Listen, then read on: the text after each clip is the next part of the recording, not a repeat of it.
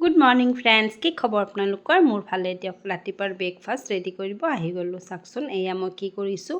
এয়া যোৱা ৰাতিৰ কেইটামান ভাত আছিল। ভাতকেইটা ধুনীয়াকৈ আৰু এবাৰ ধুই লৈ মিক্সিটোত দি ধুনীয়াকৈ এটা পেষ্ট বনাই ল'ম। অকণমান নিমখো দিলোঁ, ধুনীয়াকৈ এটা মিহি পেষ্ট বনাই লৈছোঁ। আজি বোলো ভাতকেইটা পেলাই নিদিওঁ, ভাতকেইটাৰে আজি নাস্তা বনাওঁ। তাতে নৰসিংহ পাত কাটি দিলোঁ, জলকীয়া কাটি দিলোঁ, কেঁচা জলকীয়া আৰু সৰহকৈ পিঁয়াজ দি দিছোঁ।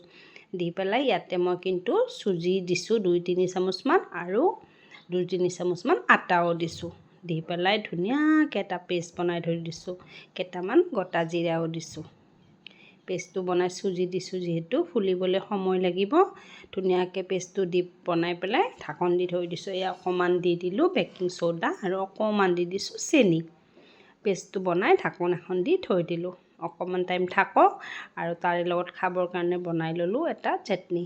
কেইটামান বাদাম তাখনতে ধুনীয়াকৈ ভাজি ল'লোঁ আৰু এক চাইডে পিঁয়াজ, কেঁচা জলকীয়া আৰু নৰসিংহ পাত দি পেলাই ধুনীয়াকৈ বাদামকেইটা পেষ্ট বনাই ল'লোঁ।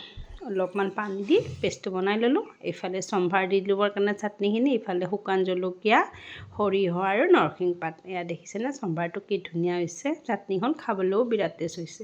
আৰু এনেদৰে চিলাকেইখন বনাই ল'লোঁ।